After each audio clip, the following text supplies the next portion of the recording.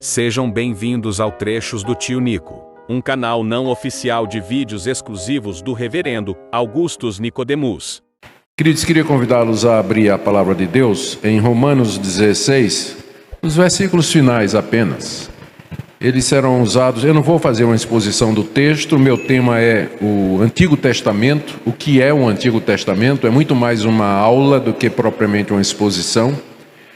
Mas eu gostaria de começar com essa referência que o apóstolo Paulo faz aqui, em Romanos 16, de 25 a 27, as Escrituras. É uma doxologia com a qual ele termina a carta aos Romanos. Ora, aquele que é poderoso para vos confirmar, segundo o meu evangelho e a pregação de Jesus Cristo, conforme a revelação do mistério, guardado em silêncio nos tempos eternos, e que agora se tornou manifesto e foi dado a conhecer por meio das Escrituras proféticas, segundo o mandamento de Deus, do Deus eterno, para obediência por fé entre todas as nações, ao Deus único e sábio seja dada a glória por meio de Jesus Cristo pelos séculos dos séculos. Amém. Essa doxologia é riquíssima, mas eu queria chamar a sua atenção apenas para a menção que Paulo faz a respeito das Escrituras proféticas. É uma referência ao Antigo Testamento. E que ele chama de Escrituras proféticas porque todo o Antigo Testamento profetizava a chegada do Messias. A lei, os escritos e os salmos, os profetas, todos eles apontavam para a chegada do Messias, profetizavam a chegada daquele que havia sido anunciado desde o livro de Gênesis. Por isso Paulo se refere ao Antigo Testamento como as Escrituras proféticas. E diz que foi através delas que Deus deu a conhecer o mistério, que era exatamente a chegada do Messias, e que os gentios fazem parte do povo de Deus, que Deus ordenou, separou, quis, elegeu antes da fundação do mundo. Só por essa passagem nós percebemos como os autores do Novo Testamento têm o Antigo Testamento em alta conta. Para eles é a base do conhecimento, é o início de todas as coisas, é o fundamento do Novo Testamento e a certeza da nossa esperança e da nossa confiança em Deus.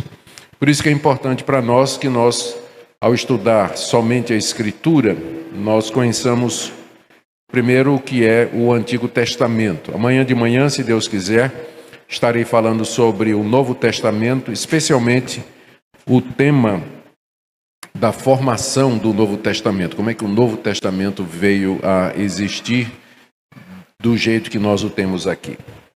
Bom, o objetivo dessa minha palestra nessa noite é apresentar o Antigo Testamento, mostrar a sua importância para nós e despertar o desejo de todos vocês de ler e estudar aquilo que nós chamamos também das Escrituras de Israel. A maioria de nós prefere ler o Novo Testamento, não é? E isso porque muita gente acha o Antigo Testamento complicado, cheio de leis, genealogias, histórias difíceis de acreditar, inclusive. Acham, por incrível que pareça, que o Antigo Testamento é lei e que o Novo Testamento é graça. E que os cristãos estão vivendo na dispensação da graça e que, portanto, eles não precisam conhecer o Antigo Testamento ou não precisam do Antigo Testamento de maneira nenhuma, o que seria voltar à lei. Eu quero demonstrar que esse pensamento está errado e que a graça de Deus está muito clara e presente no período antes de Cristo, conforme registrado inspiradamente nos livros que compõem as Escrituras de Israel ou as Escrituras hebraicas. Vamos começar aqui então com algumas definições. Em primeiro lugar, o que é que significa Antigo Testamento? Esse termo é usado pelos cristãos e não pelos judeus. Os judeus se referem àquilo que nós conhecemos como Antigo Testamento como sendo as Escrituras hebraicas ou Taná. Eles não chamam de Antigo Testamento porque eles não acreditam no Novo. É evidente, os judeus não têm um Novo Testamento. Então não faz sentido se referir às suas Escrituras como Antigo Testamento. Eles chamam de Taná ou simplesmente as Escrituras. É diferente, não confunda, né, Torá com Taná, porque Torá se refere somente aos 5 livros de Moisés que compõem o início do Tanakh, que são os 5 livros que compõem o Pentateuco.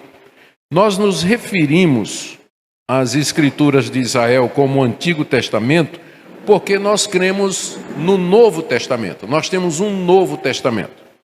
Nós cremos que ele, o Novo Testamento, é a continuação da revelação de Deus que começou lá em Israel. E que os livros do Novo Testamento são tão inspirados e tão palavra de Deus como as Escrituras hebraicas. O Antigo Testamento é a revelação escrita de Deus antes de Cristo. E o Novo é a sua revelação depois que ele veio. É preferível nós chamarmos Antigo Testamento em vez de Velho Testamento, porque velho tem uma noção ou traz a ideia de algo estragado, algo ultrapassado, meio que pejorativo às vezes, não é? Então, por isso que nós preferimos, pelo menos eu prefiro me referir como sendo Antigo Testamento em vez de Velho Testamento. Nós usamos a palavra testamento no sentido de pacto, de aliança de Deus com seu povo. A história da salvação, na verdade, ela começa com essa aliança que Deus fez já no Jardim do Éden, quando prometeu no capítulo 3, verso 15 de Gênesis, que viria o filho da mulher que esmagaria a cabeça da serpente.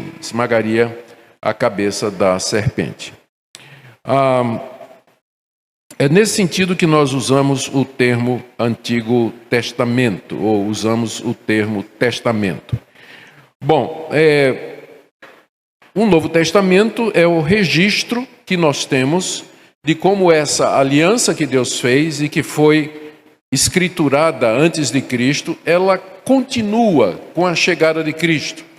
Na verdade, Deus tem uma aliança apenas conosco, que nós chamamos de o Pacto da Graça. Esse Pacto da Graça, contudo, ele foi administrado em 2 dispensações. Na dispensação antes de Cristo, através dos símbolos, através dos profetas, através dos sacerdotes, através do templo, dos sacrifícios, e tudo ficou registrado em livros que nós chamamos de Antigo Testamento. Essa aliança ela foi administrada de maneira mais simples e clara depois que Cristo veio, naquilo que nós chamamos de Evangelho. E o registro dessa administração de Deus é chamada de Novo Testamento. Na verdade, não são 2 testamentos, um antigo e um novo, é apenas um. Só que ele é administrado em 2 etapas distintas e cada etapa tem o seu registro. Antes de Cristo, a aliança foi administrada conforme encontramos nas Escrituras de Israel. E no Novo Testamento, no período depois de Cristo, é administrado no que nós chamamos de o Novo Testamento. Deixe-me falar agora, já que o nosso foco é o Antigo Testamento, falar um pouquinho da divisão geral do Antigo Testamento. Uma maneira de dividir o conteúdo dele é de acordo com as etapas da realização do plano de Deus na história. E segue aqui uma tentativa de dividir, para você ter uma visão geral do Antigo Testamento. Primeiro, história primeva, ou a chamada pré-história, capítulo 1 a 11 de Gênesis, que vai da criação do mundo até a chamada de Abraão. Depois você tem o período patriarcal, que cobre os capítulos 12 a 50 do livro de Gênesis e conta a história de Abraão, Isaque, Jacó e José. Depois você tem um registro da libertação dos descendentes de Abraão lá do Egito e a entrega da lei feita através de Moisés no alto do Monte Sinai, que pega o livro de Êxodo até o livro de Deuteronômio, os 5 livros da lei ou os 5 livros de Moisés. Depois você tem a conquista da terra, que está registrada no livro de Josué, quando Deus cumpriu as promessas que havia feito de que daria à descendência de Abraão aquela terra. Depois você tem o período dos juízes, que vai do livro de Juízes até os 2 livros de Samuel, que narra aquele período caótico lá da nação de Israel, quando não havia rei e cada um fazia o que bem queria aos seus próprios olhos. Depois veio a monarquia unida, ou monarquia inicial, que conta a história do rei Saul até o rei Salomão, que nós chamamos período do reino unificado. E depois vem o registro da história dos dois reinos, quando Israel se divide em reino do norte, com capital em Samaria, e reino do sul, com capital em Judá, onde ficava também os descendentes de Davi. E essa história vai até o ano 586, com a queda de Jerusalém pelos babilônicos. 100 anos antes caiu o reino do norte, através dos assírios, e depois é a vez do reino do sul. Depois vem o tempo isso aqui vai até o segundo livro das Crônicas. Depois você tem o exílio babilônico, que conta a história do reino do sul exilado na Babilônia por 70 anos, e aí você tem Esdras, Neemias, você tem Ester, e você tem os profetas do exílio, Ageu, Zacarias e Malaquias. E finalmente a narrativa do retorno à terra prometida, também coberto por esses profetas. Então, em linhas muito gerais, essa é a história do Antigo Testamento, esses são os temas e o conteúdo disso que nós chamamos da Antiga Aliança ou as Escrituras Hebraicas. Nós temos uma divisão do Antigo Testamento que não é a mesma divisão que os judeus têm. Os judeus dividem a sua escritura, as escrituras hebraicas, em lei, profetas e escritos. São 3 divisões. E elas não batem exatamente com a divisão que nós temos hoje do Antigo Testamento. Por exemplo, Daniel, que na nossa divisão aparece entre os profetas, na Bíblia hebraica está entre os escritos, porque ele não era considerado como profeta, porque ele nunca disse nenhuma vez, assim diz o Senhor. Ele não fala isso em nenhum lugar, Daniel. Então, para ser profeta, ele tinha que dizer isso. E como ele não diz, os judeus colocaram ele juntamente com os escritos. Agora vem, é um livro extenso, ele cobre um período muito grande de história, mais de 1500 anos de história, e a pergunta é, quando é que ele foi escrito? Porque hoje é muito fácil, nós temos tudo pronto, traduzido, junto, num volume só. Mas a pergunta é, quando esses livros foram escritos? Possivelmente Moisés escreveu os seus livros cerca de 1500 anos antes de Cristo. Cerca de 1500 anos antes de Cristo, Moisés começou a escrever o livro de Gênesis. E Malaquias, que é o último livro do Antigo Testamento, foi escrito cerca de 400 anos antes de Cristo. Existem muitas teorias diferentes entre os estudiosos sobre a sequência em que esses livros foram escritos. Alguns acham que a maioria dos livros do Antigo Testamento foi escrita durante e depois do retorno dos judeus do cativeiro babilônico, que se deu cerca de 600 anos antes de Cristo. Esse pessoal que pensa isso é um pessoal que tem uma visão mais liberal da Bíblia e acha que a Bíblia ela tem que ser lida de cabeça para baixo. O Antigo Testamento tem que ser lido de cabeça para baixo, porque a gente acha que a ordem foi essa. Primeiro a lei, depois vieram os profetas.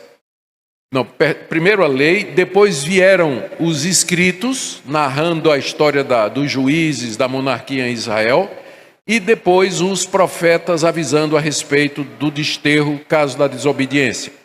Os liberais acham que foi o contrário, que quem primeiro apareceu em Israel foram os profetas.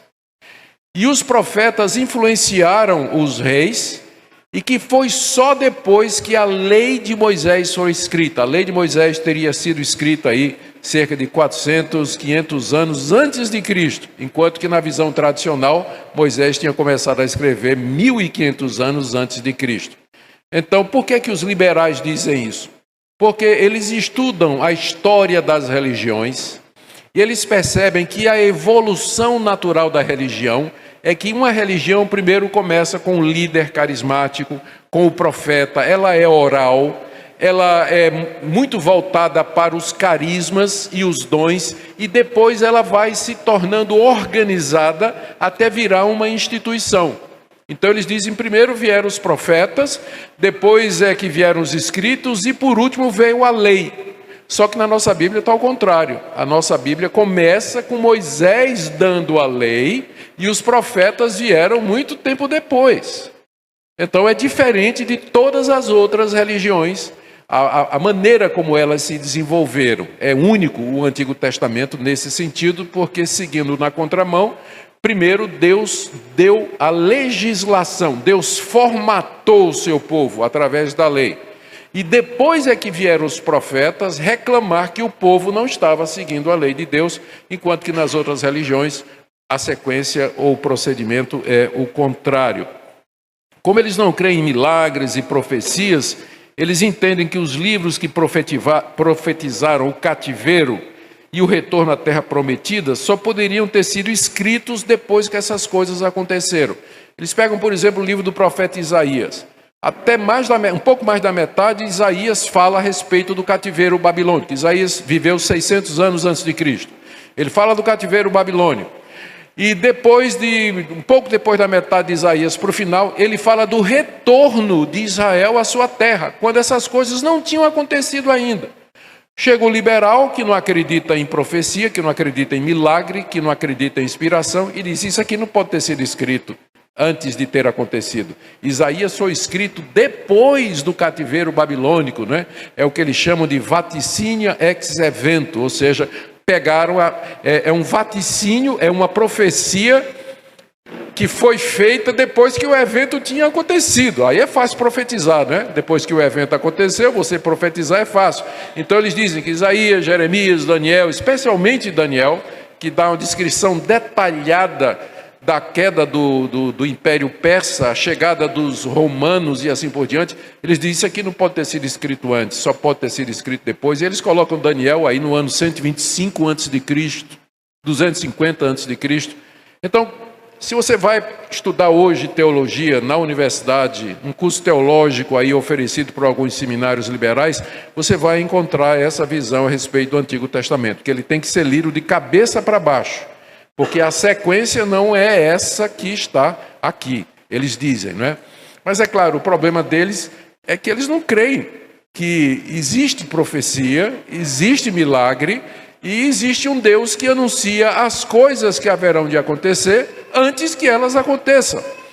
Então, para nós que cremos nisso, não temos problema nenhum com essa sequência que nós temos aqui no Antigo Testamento e nós recebemos de fato como palavra de Deus. Em nosso entendimento, portanto, quase todo o Antigo Testamento já estava escrito antes do cativeiro babilônico. E quando os judeus voltaram do exílio, 70 anos depois, eles praticamente já tinham as escrituras completas, com exceção de alguns salmos, dos livros dos profetas do cativeiro que eu mencionei, e talvez Esdras e Neemias. Nós cremos que Deus revelou aos profetas que mandaria Israel para o cativeiro, e revelou também o retorno do cativeiro à terra prometida. E os profetas registraram em seus livros antes que essas coisas acontecessem. Depois de Malaquias, que foi o último profeta escritor, os rabinos, inclusive, diziam que o espírito profético havia se retirado de Israel depois de Malaquias. Por isso que no período entre Malaquias e João Batista não aparece mais nenhum profeta, não tem mais nenhum livro, só os apócrifos. E isso explica porque os judeus nesse período aí começaram a se interessar pelos anjos. Porque se Deus não fala mais pelos profetas, quem vai nos trazer a revelação de Deus? Resposta: os anjos. Por isso que você vê nesse período, entre os testamentos, um interesse crescente dos anjos. E aí você vai entender porque é que o escritor de Hebreus, quando ele vai dizer que Cristo é superior ao judaísmo, ele começa dizendo que Cristo é superior aos anjos. Exatamente porque no judaísmo daquela época havia essa ênfase aos anjos como mensageiros de Deus, já que não tinha mais profetas. Bom, depois de Malaquias, por 400 anos, Deus não se revelou mais a Israel, até que João Batista apareceu pregando no deserto e anunciando que o jejum espiritual de profecia havia terminado e que o Messias havia chegado e que estava entre eles. E João Batista, como precursor de Cristo, veio preparar o caminho. E esse novo período de revelação, que culminou com a chegada de Jesus e o ministério dos apóstolos, é aquilo que se constitui o Novo Testamento, que nós chamamos de Novo Testamento. Portanto, vem na continuação lógica, histórica, teológica daquilo que nós conhecemos como as Escrituras de Israel. Bom, isso aqui foi respondendo a pergunta quando o Antigo Testamento foi escrito. Agora a pergunta que eu quero fazer, eu tentar responder, é: quem escreveu o Antigo Testamento? Bom, nós não temos uma resposta precisa a essa questão. O que nós sabemos com certeza é que os autores do Antigo Testamento, todos eles eram judeus vivendo antes de Cristo. Ou seja, as escrituras hebraicas são um produto da inspiração divina no meio dos descendentes de Abraão. Elas nascem dentro do povo de Israel. Os seus livros foram escritos, os livros do Antigo Testamento foram escritos no mundo do Antigo Oriente. É um livro oriental, portanto, e descreve eventos em países que hoje nós chamamos de Israel, Palestina, Egito, Jordânia, Síria, Turquia e Iraque. Então foi nessa zona aí, desses países que constitui o Antigo Oriente, que o Antigo Testamento foi produzido. Foi produzido nesses países que hoje nós chamamos e conhecemos por esses nomes aqui, não é? Muitos deles vocês com certeza já ouviram o nome. As pessoas que escreveram esses livros, os judeus que escreveram esses livros dentro do mundo do Oriente Médio, foram pessoas das mais variadas vocações na vida. Deus não chamou escribas para escrever todo o Antigo Testamento. Chamou alguns, mas ele chamou reis, alguns livros foram escritos por reis, chamou sacerdotes, chamou juízes, profetas, sábios, pastores de ovelha e pastores de gado, como Amós, por exemplo, para escrever os livros do Antigo Testamento. Então, quando você tem essa visão macro do Antigo Testamento, que é um livro, é uma obra que foi produzida no período de 1500 anos, dentro de um povo, que são os descendentes de Abraão, e todos eles escrevendo no mesmo idioma, que é o hebraico, com exceção de algumas partes de Jeremias e Daniel que estão em aramaico, e que eram pessoas das mais diversas vocações na vida. Você percebe a soberania de Deus e como Deus faz as coisas do jeito que Ele quer. Durante o tempo em que a Bíblia foi escrita, havia impérios muito maiores, poderosos, antigos, capacitados e eruditos do que aquela pequena nação composta de 12 tribos de plantadores, de agricultores e gente que cuida de gado, que era a naçãozinha de Israel. Deus podia ter produzido o seu testamento no meio dos egípcios, no meio dos assírios, dos babilônicos. Ele poderia ter feito isso através de nações muito mais poderosas, muito mais antigas do que Israel e com muito mais cultura e conhecimento. Mas não, ele escolheu a naçãozinha de Israel, que é composta de 12 tribos, geralmente brigadas entre si, com seus problemas e suas dificuldades, sem muita tradição e sem muita história, e Deus resolveu se revelar somente a esse povo. Não se revelou aos assírios, não se revelou aos babilônicos, não se revelou aos egípcios, mas somente a nação de Israel, que registrou essa revelação e nos deu esse livro que você tem na mão aí, que foi escrito em hebraico durante esse período de 1500 anos.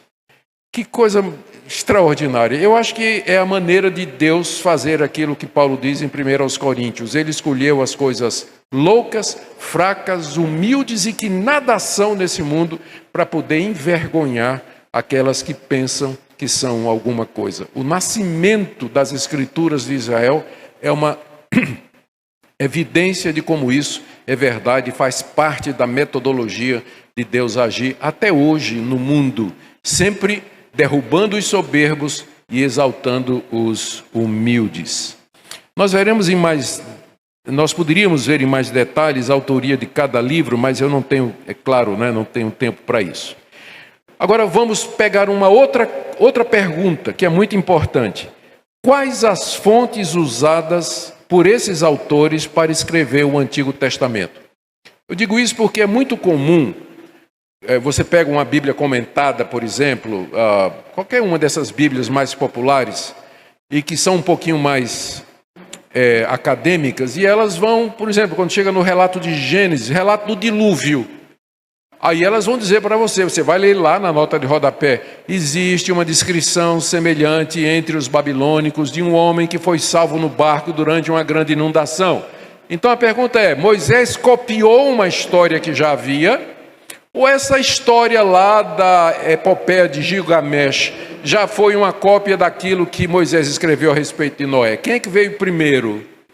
E aí você entra em questões de datação, arqueologia, fazer pesquisa, porque o que nós queremos responder é o seguinte: esse livro foi escrito, é uma revelação original de Deus, ou simplesmente os seus autores copiaram, pegaram pedaços de literatura, de histórias que já haviam e construíram o seu próprio folclore, suas lendas, seus mitos e assim por diante? Então a pergunta é importante: qual é a fonte, ou quais são as fontes que foram usadas por esses diferentes autores para escrever esses livros que compõem o Antigo Testamento? Bem, eles se valeram, sem dúvida, de diferentes fontes, como eu quero mostrar aqui. E algumas delas. Alguns deles receberam revelação direta de Deus de como determinados fatos aconteceram. Por exemplo, como é que Moisés sabia os dias da criação, o que é que foi criado em cada dia, a criação do homem e da mulher. Não tinha, até a criação do homem e da mulher eu ainda entendo, porque Adão e Eva poderiam ter preservado a história e passado de boca a boca pela sua geração até chegar em Moisés. Mas e antes de Adão e Eva? Como é que Moisés soube que eram 7 dias, o que é que foi feito em 7 dias e assim por diante? A única resposta que nós, que cremos na Bíblia, temos é que Deus revelou a Moisés. Foi uma revelação direta que Deus deu da parte dele para que Moisés tomasse conhecimento daqueles fatos. Por que esses fatos são importantes? Porque o relato da criação vai dar a base para mais tarde Deus dizer a Israel: eu dou a você essa terra aqui, a terra de Canaã, porque eu criei o mundo, portanto eu sou dono do mundo e eu dou a quem quero. E vou tirar os amorreus daqui e vou colocar vocês lá. Ah, mas isso é injusto. Não é não, porque quem criou o mundo fui eu. Então, o relato da criação lança a base para a escolha de Abraão, a escolha da terra, a entrega da terra, a vitória sobre os cananeus, a expulsão dos povos de lá. Então, como é que Moisés soube disso? Só pode ter sido através de revelação direta da parte de Deus, não tem nenhuma outra maneira. Além disso, você tem relatos de Gênesis capítulo 1 até 11, que vai da criação passando pelo dilúvio, até a história da Torre de Babel e o chamado de Abraão. Até lá, nós cremos que muita coisa foi dada a Moisés através de revelação direta da parte de Deus. Os profetas também receberam revelação direta da parte de Deus, através de sonhos, visões, aparições, que a gente chama de teofanias, ou em alguns casos, quando se trata do anjo do Senhor, a gente chama de cristofanias, porque existem muitos indícios de que essa figura, o anjo do Senhor no Antigo Testamento, era Deus Filho numa pré-manifestação. E essas manifestações visíveis e audíveis foram registradas por escrito a respeito do plano de salvação de Deus. Então, revelações diretas da parte de Deus. Agora, nós temos que admitir também, e não vai nada contra a nossa confiança em Deus e na inspiração da Bíblia, que Deus preservou verdades e fatos através de séculos, boca a boca, é o que nós chamamos de tradição oral. Pode ser que muita coisa que Moisés escreveu a respeito da história do mundo, até Abraão, de Abraão em diante, ele já tenha recebido de boca a boca, é uma tradição, são histórias que circulavam já dentro dos descendentes de Abraão e que Moisés compilou. Isso é ruim ou isso vai contra a nossa convicção de que a Bíblia é inspirada por Deus? Não. Se você pensava que a Bíblia foi dada pronta, que ela caiu do céu prontinha, né? Porque às vezes tem pessoas que imaginam isso, né? Que um dia a Bíblia caiu prontinha do céu do jeitinho que está. Não, ela passou por todo um processo de preparação. Por isso que nós dizemos que a Bíblia é tanto um livro divino, como é um livro humano. Porque Deus usou pessoas que viveram numa determinada cultura, falavam uma determinada língua e usaram determinados métodos para cometer a escrita aquilo que Deus revelou para eles. Então não tem problema nenhum em que que Moisés tenha se valido da tradição oral, histórias que foram preservadas dentro da linhagem dos semitas e que chegaram até Moisés e que ele então registrou e virou aquilo que nós chamamos de escritura sagrada. Também, essa tradição, é importante lembrar, ela foi preservada debaixo da inspiração do Espírito Santo de Deus, de forma que ela é verdadeira e na hora de ser cometida a escrita, representa fatos que aconteceram. Em terceiro lugar, nós temos que também admitir que os escritores do Antigo Testamento usaram fontes escritas que já vinham antes deles e que serviram de base para o seu material. Isso não é difícil da gente provar. Por exemplo, eu vou citar algumas coisas aqui. Em Números, capítulo 21, Moisés se refere ao livro das guerras do Senhor. Que livro é esse? Livro das guerras do Senhor. Sumiu, perdeu-se. Mas Moisés conhecia esse livro e certamente usou para compor o Pentateuco. Ou em Números 20, no segundo livro de Samuel, capítulo 1, o profeta Samuel se refere ao livro dos justos. Que livro dos justos é esse? Ninguém sabe. Se perdeu. Mas Samuel conhecia esse livro e tirou dele informações para escrever os 2 livros, ou pelo menos uma parte dos 2 livros que levam o seu nome. No primeiro livro dos Reis, capítulo 14, e várias outras passagens, há uma referência ao livro da história dos reis de Israel. O que seriam esses livros? Provavelmente registros dos atos que eram escritos pelos escrivãos e secretários dos reis e guardados nas crônicas dos palácios ou do templo. Uma espécie de diário do que é que esses reis fizeram. Samuel pegou isso aqui, o autor de crônicas, que a gente não sabe quem é, pegou aquilo ali e usou para escrever os livros que têm o seu nome hoje. Segundo o livro das crônicas, com certeza, menciona isso aqui, ó. Segundo as crônicas, menciona o livro da história do profeta Semaías. Já ouviu falar desse livro? É o livro da história do profeta Semaías. A gente não sabe nem quem é o profeta Semaías, né? Quanto mais o livro a respeito dele. Nós não sabemos quem é. Ele fala o livro do vidente Ido. Quem é? Ninguém sabe. O registro das genealogias. Em 1 Reis 14 fala-se do livro da história dos reis de Judá. E Neemias, que era governador na época do retorno do exílio, ele menciona o livro das crônicas, que nós não sabemos se é o mesmo livro canônico que tem esse nome. Então, é claro do Antigo Testamento que os seus autores, alguns dos seus autores, usaram fontes escritas antes deles. Isso é um problema? Não é não. Veja, por exemplo, Lucas, início do Evangelho, Lucas começa dizendo assim: excelentíssimo Teófilo, esse livro que eu vou escrever é baseado numa pesquisa que eu fiz e em obras que foram escritas antes de mim. Algumas pessoas tentaram escrever antes de mim, então eu vou usar esse material. O próprio Lucas diz que ele se valeu de material assim. O apóstolo Paulo, lá na segunda carta de Timóteo, ele diz que Janes e Jambres foram os 2 bruxos que enfrentaram Moisés lá no Egito. Moisés fazia um milagre Janes e Jambres faziam também. Moisés transformava água em vinho, perdão, isso aí foi Jesus, né? Água em sangue. Janes e Jambres faziam a mesma coisa. Transformava ou tirava rães lá do rio Nilo, sapo, cururu, né? Gia. Janes e Jambres faziam a mesma coisa.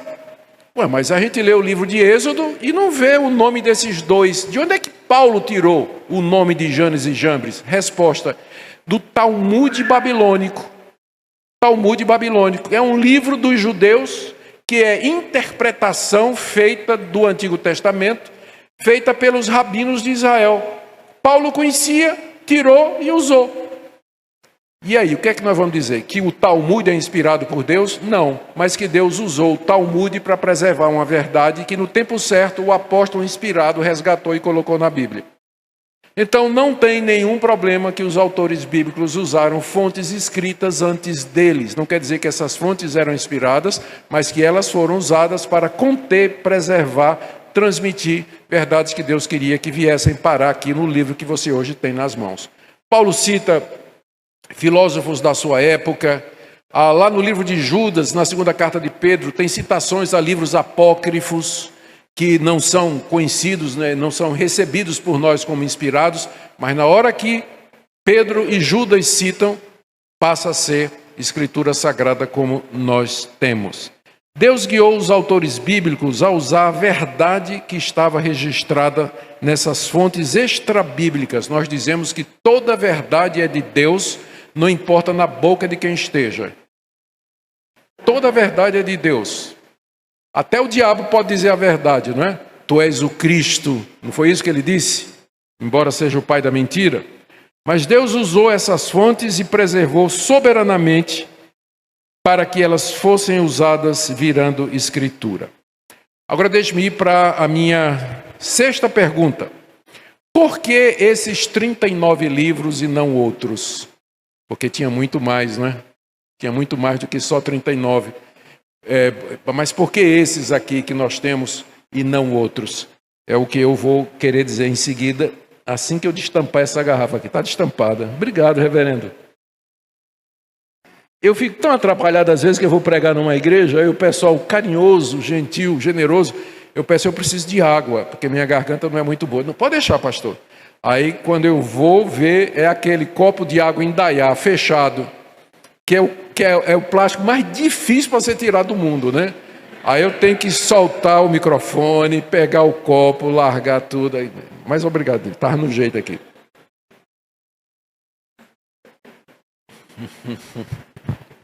Por que esses 39 livros e não outros? Bom, durante o tempo que o Antigo Testamento estava sendo escrito antes do cativeiro babilônico, que aconteceu cerca de 600 anos antes de Cristo, certamente tinha outros escritos em circulação, alguns dos quais eu já mencionei, algumas dessas fontes que eu mencionei aí. Esses livros eram mais crônicas e registros de genealogias e atos dos reis de Judá e de Israel. Havia também registros feitos pelos profetas, como por exemplo o livro de Semaías e de Ido, que eu já citei aqui. Depois do retorno do cativeiro babilônico, muitos outros livros foram compostos, só que tem uma diferença. Até aqui, todos os livros escritos pelos judeus, durante aqueles 1500 anos, foram escritos em hebraico, e apenas 2 livros contêm pedaços em aramaico. Para vocês saberem, hebraico era a língua falada pelos semitas, os descendentes de Abraão. Aramaico era a língua falada pelos babilônicos. Então Israel aprendeu a falar aramaico durante os 70 anos em que estiveram cativos debaixo da Babilônia. Tanto é que quando eles voltaram para Canaã, eles falavam aramaico. O hebraico havia se tornado a linguagem dos sacerdotes, a linguagem do culto, a linguagem cerimonial, a linguagem do templo, a linguagem dos rabinos, mas o aramaico era falado pelo povo. Então, por isso que você tem em Daniel e em Jeremias 2 porções escritas em aramaico, porque tanto Jeremias como Daniel, eles participaram ou estiveram debaixo do cativeiro durante um tempo. Daniel muito mais. Só que agora, os livros, depois do cativeiro babilônico, os livros que foram escritos em grego. Por que grego? Porque o mundo daquela época, quando Israel foi levado para o cativeiro, quem dominava era o Império Medo-Persa. Quando eles voltaram do cativeiro, não demorou muito tempo, e Alexandre o Grande dominou o mundo. Ele dominou o Império Medo-Persa e implantou o que nós chamamos de helenismo, da palavra grega eladi, que significa grego. Então, os helênicos ou os gregos, eles dominaram o mundo e eles tinham uma tática com os povos conquistados. Em vez de deportá-los, como faziam os babilônicos e os assírios, eles aculturavam esses povos. Então, os povos podiam continuar na sua terra, mas só que eles tinham que aprender grego, eles tinham que adorar os deuses gregos, deuses da mitologia grega, que foram inventados por Homero, aquele poeta cego, nos livros A Odisseia e a Ilíada. Então, eles tinham que aprender isso aí. E havia restrições à prática individual de algumas religiões. É nesse período, aí tentaram fazer isso no mundo todo e tentaram fazer lá em Israel também. Estou falando agora do período entre os dois testamentos. É nesse tempo que surgem os macabeus se revoltando contra isso e surge a seita dos fariseus, chamados os separados. É isso que a palavra fariseu significa em grego, separado. Porque eles queriam que Israel fosse separado do resto do mundo. Eles não queriam essa aculturação. Mas não teve jeito. Israel aprendeu a falar grego. Muita gente aprendeu a falar grego, embora os judeus ainda preservavam o aramaico. Por isso, toda a produção literária dos judeus durante esse período, ela é em grego, não em hebraico. E essa foi uma das dificuldades que os judeus sentiram para aceitar esses livros como sendo inspirados por Deus, porque para eles só era inspirado por Deus se fosse em hebraico, em grego não. E aí apareceram esses livros aí que nunca foram aceitos pelos judeus como sendo inspirados. Quais são? Primeiro, você tem livros históricos, como os 4 livros dos Macabeus, escritos em grego. Depois você tem livros apocalípticos, descrevendo o final do mundo, a chegada do Messias, o juízo de Deus, como 2º Enoque, Apocalipse de Abraão, 2º Baruque, 4º Esdras. E dezenas de outros livros contando histórias inventadas de personagens bíblicas, etc. É interessante você notar que não havia entre eles livros proféticos, pois os judeus, eu já disse, entendiam que o espírito de profecia havia se retirado deles depois da queda de Israel e depois do profeta Malaquias, que fecha o cânon do Antigo Testamento. Nenhum desses livros que a gente chama de apócrifos ou pseudepígrafos, deixa eu fazer aqui uma distinção. É chamado de apócrifo porque a palavra grega apócrifo significa escondido, você não sabe quem é o autor. Por isso é chamado de apócrifo. E é chamado de pseudepígrafo, também é uma palavra grega, que significa que o nome do autor não é o nome verdadeiro de quem fez. Por exemplo, Evangelho de Abraão. Não, Abraão nunca escreveu um evangelho, mas a pessoa apresenta a figura de Abraão, ou se apresenta como sendo um dos profetas, como por exemplo, o 4º livro de Esdras. Esdras nunca escreveu esse livro, mas alguém se passando por Esdras escreveu um livro no nome dele, em grego. Os judeus nunca aceitaram esses livros. Por quê? Escritos em grego, escritos sem ser pelo espírito profético. Eles não seguiam necessariamente a lei de Moisés. É nesses livros que você encontra a ideia de salvação por obras, a ideia da oração pelos mortos, está lá no livro de Macabeus, você encontra lá. Então, os judeus nunca quiseram aceitar esses livros. Apesar de toda essa variedade literária, apenas 39 livros foram reconhecidos pelos judeus como sendo inspirados por Deus, que são esses aí que vocês têm na sua Bíblia. Por quê? A gente não sabe ao certo o critério, mas parece ter sido esse. Primeiro, escrito em hebraico. Segundo, são atribuídos a Moisés ou algum profeta conhecido. Terceiro, estão de acordo com o ensino de Moisés e não introduzem nada contrário. E ao que sabemos, essa inclusão no cânon hebraico começou com os livros de Moisés e a partir daí foi sendo construída. Pensa numa pirâmide. Na base você tem os 5 livros de Moisés. Em cima dos 5 livros de Moisés vieram os escritos, que é a narrativa de como a lei de Deus funcionou em Israel durante o tempo dos juízes e durante o tempo dos reis, monarquia unida e monarquia dividida. Depois, em cima, você tem os profetas, que mostram como Deus levantou homens para reclamar do seu povo que eles não estavam seguindo a lei de Moisés, que era a base da revelação. E você tem os livros sapienciais, o livro de sabedoria, Jó, parte dos Salmos, você tem o livro de Cantares, você tem trechos do livro Provérbios é o livro clássico disso aí, que mostram como a lei de Deus funciona na prática e cujo lema é: o temor do Senhor é o princípio da sabedoria. Então, esses foram os critérios que os judeus usaram para dizer que eram estes livros e não os outros. Então, eles reconheceram usando esses critérios. A igreja cristã, logo que a igreja cristã surgiu depois do dia de Pentecostes, ela reconheceu a inspiração e a canonicidade desses livros. Tanto é que os cristãos não acrescentaram nenhum livro daqueles apócrifos. Aliás, eles não citam nenhum desses apócrifos aí, a não ser lá Judas, quando fala da assunção de Moisés, e de uma citação que é do 4º livro de Esdras, se não me engano. Mas esses livros não são citados, usados como base de doutrina no Novo Testamento. Vocês sabem quais são os 3 livros mais citados no Novo Testamento? Salmos, Isaías e Deuteronômio. São os 3 livros mais citados no Novo Testamento. Alguns outros livros do Antigo Testamento são citados, mas esses apócrifos aí, eles não são usados como base da palavra de Deus. Por volta do ano 150, portanto, antes de Cristo, já se falava das escrituras hebraicas como sendo um corpo fechado e completo, que Jesus chama às vezes de a lei e os profetas. Já pensaram nisso? Jesus disse assim: a lei e os profetas profetizaram até João.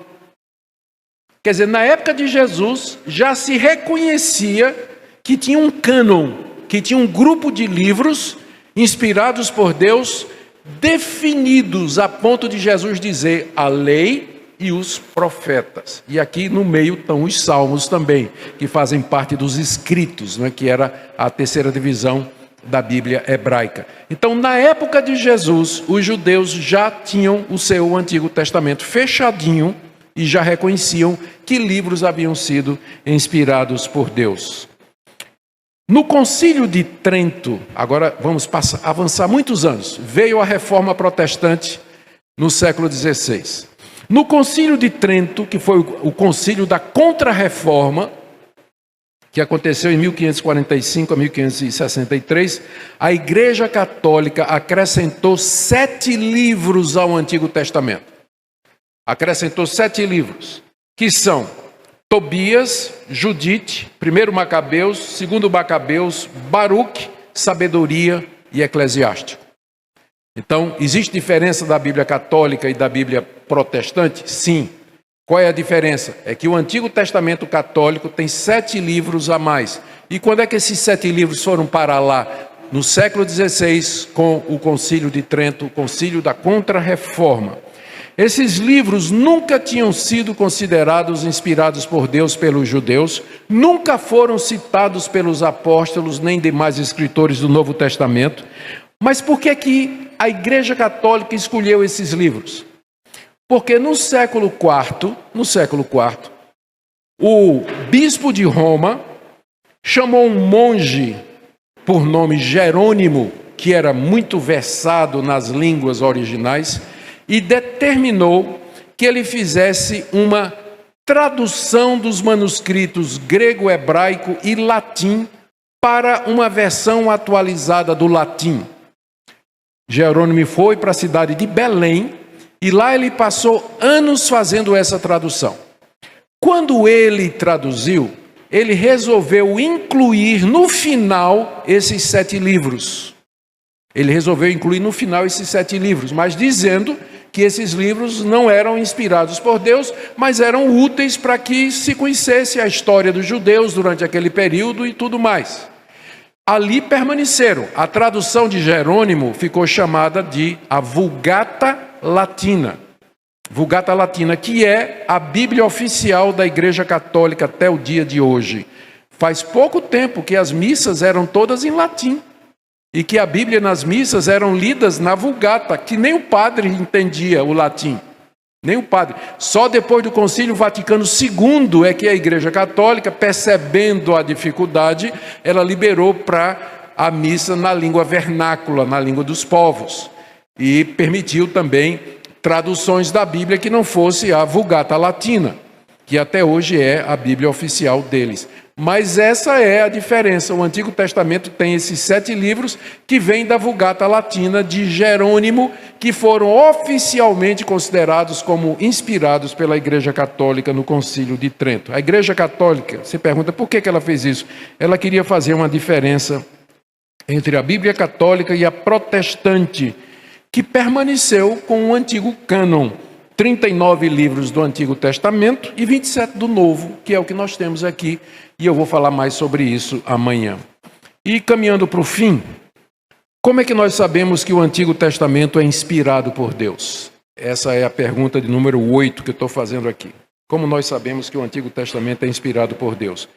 Quando nós dizemos que o Antigo Testamento foi inspirado por Deus, nós queremos dizer que o Espírito Santo guiou os escritores de tal maneira que tudo que eles escreveram é o que Deus queria que fosse escrito. Portanto, quando você lê o Antigo Testamento, você está lendo a própria palavra de Deus. Por isso nós dizemos que o Antigo Testamento é a genuína, pura e verdadeira revelação de Deus. Contudo, é importante que você saiba uma coisa. Nós dizemos que essa inspiração, ela é nos originais. O que você tem é uma tradução. E se você já comparou traduções, você já percebeu que às vezes elas não dizem a mesma coisa. Não é isso? E aí, qual delas é inspirada por Deus? Resposta: nenhuma. O que foi inspirado é o texto original, conforme escrito por Moisés, escrito por Isaías, escrito por Daniel, escrito por Jeremias. A inspiração está nos textos originais. Mas aí, pastor, nós temos esses textos? Não, esses textos já se perderam há muito tempo. Mas então, como é que nós fazemos isso? A resposta é que na providência de Deus, cópias e cópias e cópias foram feitas através dos séculos, de forma que hoje, usando uma ciência chamada manuscritologia ou baixa crítica, nós podemos reconstituir quase que com 95% de certeza aquilo que nós consideramos o texto original. Mas, pastor, e os 5%? Os 5% é pronomes, é inversão de nomes, é uma frase que é repetida, nada que abale ou afete o conteúdo do Antigo Testamento. Na década de 50 do século passado, uns arqueólogos fazendo umas escavações numa cidade chamada Nag Hammadi, eles descobriram textos datando do século II, textos gnósticos escritos em grego, onde você tinha referências aos livros que nós temos hoje, do Antigo Testamento. Mas a descoberta mais importante para a inspiração do Antigo Testamento foi feita também na década de 50, dessa feita às margens do Mar Morto, lá na Judéia. Descobriu-se uma comunidade de essênios, que era uma seita dos judeus, que tinham escondido nas montanhas a sua biblioteca. Os essênios achavam que o sacerdócio em Israel estava contaminado.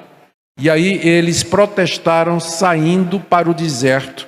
E lá nas margens do Mar Morto, numa área chamada Qumran, eles construíram um monastério e tiveram uma vida separada. E se dedicaram a copiar os livros do Antigo Testamento. Quando eles perceberam que os romanos estavam chegando para invadir Israel, e isso aí é no ano 66 depois de Cristo, eles correram para guardar o tesouro mais precioso que eles tinham, que era o quê? os rolos dos livros que eles tinham feito cópias da Bíblia. E eles esconderam em fendas, rochas e buracos nas montanhas que ficavam de frente para o mosteiro. Os romanos vieram, destruíram a comunidade, não sabiam que nas montanhas estavam lá os livros, e lá permaneceram por 2000 anos. Até que em 1950 e pouco, um pastorzinho árabe, procurando uma ovelha que tinha se perdido, saiu seguindo pelo rumo e chegou e viu ali aquele buraco. E ele disse: será que minha cabra entrou aqui? E ele não podia entrar no buraco assim sem mais nem menos, né? Então ele pegou uma pedra e jogou dentro do buraco. E ouviu o som de vaso de barro se quebrando. E, que é isso aí, né? Então ele se esgueirou para dentro do buraco e encontrou vários jarros com rolos antigos de couro escritos. Ele não sabia o valor daquilo, não sabia o que era. Ele tirou aquilo ali e levou para vender na feira. E vendeu. Vendeu vários que a gente hoje não tem mais. Até que caiu um na mão de um arqueólogo judeu. E ele olhou e disse: meu Deus, onde é que você conseguiu isso aqui? Aí o menino levou ele lá, e lá foi feita a descoberta desses rolos, que hoje são as cópias mais antigas que a gente tem do Antigo Testamento. Preservados, alguns não tiveram jeito, se desmancharam com o tempo, mas outros muito bem preservados, como por exemplo o rolo do profeta Isaías. Tem um livro de Isaías completinho. Aí você pergunta: pastor, e tem diferença entre o livro de Isaías achado lá e o livro que nós temos em nossa Bíblia? Quase zero, para mostrar como Deus preservou a sua palavra, como Deus permitiu que ela, através dos séculos, fosse preservada, para que você tivesse certeza de que você está lendo a legítima e verdadeira palavra de Deus. Mas pastor, e a questão da tradução? Veja bem, eu posso assegurar a você que nós, em português, as nossas traduções, elas são bem fiéis. Nós temos dois tipos de tradução. Eu vou dizer para ajudar você a compreender isso aqui quando você for ler o Antigo Testamento. Você tem a chamada equivalência formal, em que o tradutor do Antigo Testamento traduz palavra por palavra. Então, geralmente é uma tradução mais literal. Quer um exemplo disso? Almeida Revista e Corrigida, Almeida Fiel. Eles usam isso de equivalência formal, ou seja, traduz palavra por palavra. Mas você tem outro método, que é chamado de equivalência dinâmica. Em vez de você traduzir palavra por palavra, você traduz ideia por ideia. Então você lê o texto no hebraico, entende o que é que o texto está dizendo e pergunta qual é o correspondente em português. Vou dar um exemplo muito simples. Lá no Salmo, eu não sei que Salmo é agora, me esqueço. Davi diz assim, literalmente, como traduzido em algumas versões portuguesas antigas: o Senhor é quem exalta o meu chifre. Mas está certinho, está literal, no hebraico é chifre mesmo. O Senhor exalta o meu chifre. Então, é uma tradução fiel? É ou não é? Eu acho que não. Porque chifre, no contexto oriental, tem a ver com poder. Pense no boi, no búfalo. Aí vem uma tradução em equivalência dinâmica e traduz: o Senhor é quem exalta a minha força. Qual dos dois é mais fiel? O segundo, né? Então, nem sempre ser literal significa ser fiel. Fiel é quando você traduz o sentido, corretamente o sentido do que está sendo dito. Então eu vou colocar aqui para vocês. Tradução formal, equivalência formal, Revista e Corrigida, Almeida Fiel. Equivalência dinâmica, Bíblia na linguagem de hoje, NVI, Nova Versão Transformadora. No meio, entre uma e outra, a NVI, a Nova Almeida atualizada, ela fica bem no meio, e por isso que eu gosto dela. Ela tem o melhor dos dois mundos. Ela tem o melhor dos dois mundos. Você tem a Nova Almeida, você tem a NVI, pendendo um pouquinho mais, e no extremo lá você tem as paráfrases, que não é nem tradução, traduziram demais. Como, por exemplo, a nova tradução na linguagem de hoje, a Mensagem, que muito crente gosta, né? Do Eugene Peterson, mas é um livro traduzido por um homem só. Todas essas outras Bíblias foram traduzidas por comitês, composto de batista, presbiteriano, metodista, para que não se meta no texto o seu preconceito ou a sua visão teológica sobre algumas coisas, não é? Por exemplo, no grego está dizendo assim, tem aquela expressão, e João batizou Jesus em água, no grego en ridor. A preposição en, ela pode ser traduzida como em ou com. Se você for batista, você vai dizer que a tradução é o quê? Em. João batizou Jesus em água. Mas se você é presbiteriano, você vai traduzir como? Batizou com água. Né? É possível, tanto uma tradução quanto a outra. É por isso que em algumas versões vocês vão encontrar notinha de rodapé dizendo, quando fala lá em água, vai encontrar uma notinha dizendo ou com água, né? Exatamente porque eles querem evitar que a sua preferência nesses assuntos interfira na tradução. E é por isso que eu não gosto da Bíblia do Eugene Peterson, porque é ele sozinho. Não tem ninguém para dizer para ele, isso aí não, né? Não tem ninguém para dizer para ele isso aí. Então, cuidado. Eu leio, eu comparo. De vez em quando ele tem umas sacadas legais, ele consegue colocar de uma linguagem bem interessante, mas eu não uso como minha Bíblia de estudo e nem para pregar, com certeza. Bíblia boa para você estudar e pregar, NAA, NVI, nova tradução, a nova versão transformadora da Mundo Cristão, é a versão nova aí, muito boa também. Ela pode ser usada, são versões boas, você pode ter certeza que está lendo a palavra de Deus. Muito bem. Como é que nós sabemos que o Antigo Testamento é inspirado por Deus? Nossa, eu comecei aqui e fui parar em tradução. É porque eu estou cansado, viu, gente? Deixa eu beber água aqui para voltar. E eu disse que eu ia terminar, mas olhe, nunca acredite no pastor quando ele diz que vai terminar. É mentira, sempre é mentira. Como é que eu sei que esse ponto aqui, eu prometo terminar com ele. Ele é importante para você entender qual é a principal diferença entre os católicos e os protestantes no que diz respeito à Bíblia, tá? Como é que eu sei que a Bíblia é inspirada por Deus?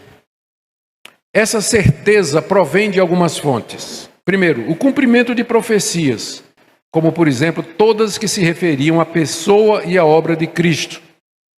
Profecias que anunciaram onde ele nasceria, o tipo de morte na cruz, sua ressurreição e a entrada dos gentios na igreja. O Antigo Testamento todo fala sobre isso. Como é que eles poderiam saber, a não ser que Deus os houvesse inspirado? Segunda evidência que me confirma a inspiração do Antigo Testamento: a veracidade das suas afirmações, a ponto de nós não encontrarmos erros comprovados. Próxima vez que alguém chegar para você e disser o Antigo Testamento está cheio de erros, você pergunte, mostre um. E aí você diz, me dê um tempinho que eu volto. E vá consultar os comentários, vá consultar as Bíblias de estudo e você vai trazer a resposta. Não existe erro comprovado de história, geografia, especialmente de teologia no Antigo Testamento.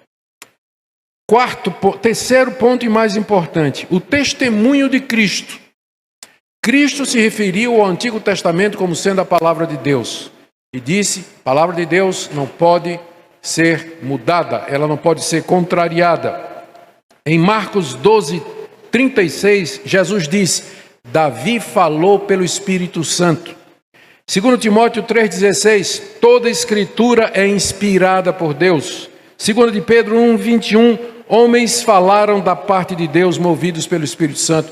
Jesus e os seus seguidores estavam convencidos que o Antigo Testamento tinha sido inspirado por Deus. Se eu não creio nisso, então eu coloco em xeque a veracidade das demais afirmações de Jesus e de tudo mais que o Novo Testamento ensina. O testemunho, por último, aquilo que Calvino chamou o testemunho interno do Espírito Santo. Eu sei que o Antigo Testamento é a palavra de Deus, porque quando eu abro o Antigo Testamento e eu leio, o Espírito Santo testifica ao meu coração de que eu estou diante da própria palavra de Deus. É subjetivo? É subjetivo. Ainda assim, bem real.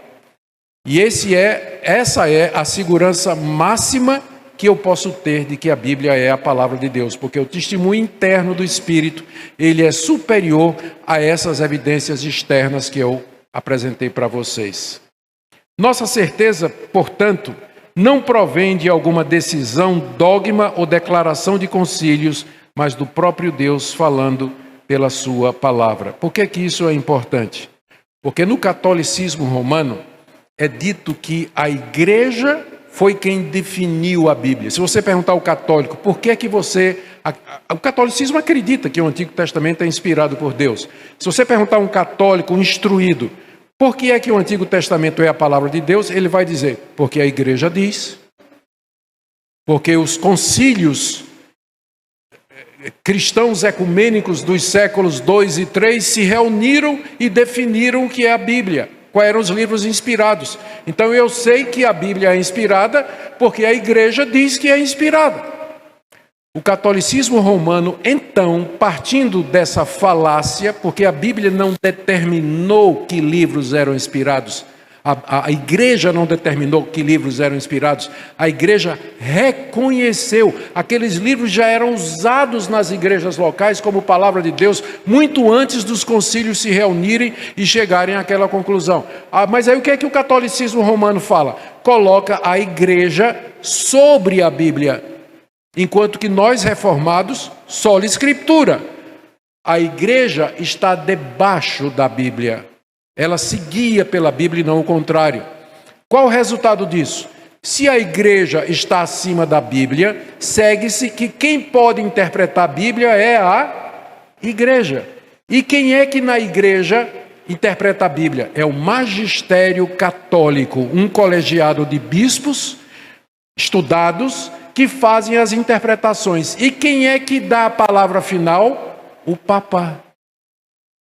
Então, junto com a Bíblia, o catolicismo romano tem a tradição, que é o conjunto das decisões dos concílios através dos séculos, e o magistério católico. E aí agora você sabe por que é que o catolicismo romano acredita em coisas que não estão na Bíblia. Indulgência, purgatório, Assunção de Maria, perpétua virgindade de Maria, veneração de imagens, procissão, é muita coisa, a lista é enorme, né, de coisas que você vê o catolicismo romano praticando e que você procura fundamento na Bíblia e você não encontra. É porque eles não têm sola escritura. A Bíblia é uma das 3 fontes de autoridade do catolicismo.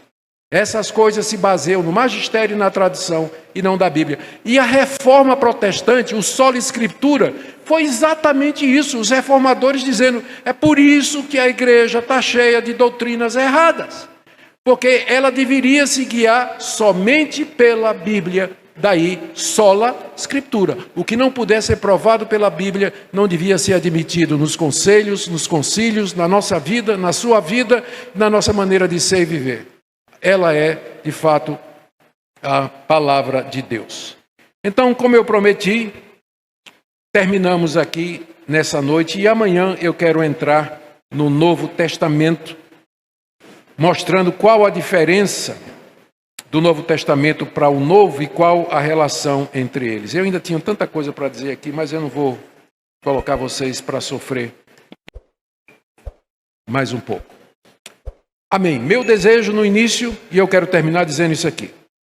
Meu desejo no início era que eu queria despertar em vocês, com essa explicação a respeito do Antigo Testamento, o desejo de vocês estudarem o Antigo Testamento, amarem o Antigo Testamento, aproveitarem o ensino dele, porque foi isso que Jesus e seus discípulos fizeram. O Antigo Testamento é o mesmo pacto de graça que nós temos hoje. Nós somos a continuação do povo de Deus no Antigo Testamento. É o mesmo Deus. A salvação sempre foi do mesmo jeito. Abraão, Isaque e Jacó foram salvos pela fé no Messias que haveria de vir. Nós somos salvos pela fé no Messias que já veio. A diferença é só a orientação da fé. A fé dos antigos apontava para frente, a nossa fé aponta para trás. Mas é a mesma fé, o mesmo Salvador. Sempre foi da mesma maneira. Como eu disse, é uma aliança administrada em duas dispensações. Antes de Cristo, registrada aqui, Antigo Testamento, e depois de Cristo, registrada aqui, Novo Testamento. Existe uma unidade, uma continuidade entre os dois testamentos, por isso que a Bíblia é um livro só. Não são dois livros, um que fala de lei e outro de graça, mas é um livro só, inspirado por Deus e útil para ensino, repreensão, educação na justiça, para que você seja consolado e preparado para viver aqui nesse mundo. Amém? Vamos ficar em pé e vamos orar. Baixe nossos conteúdos gratuitamente. Acesse o canal pelo link na descrição.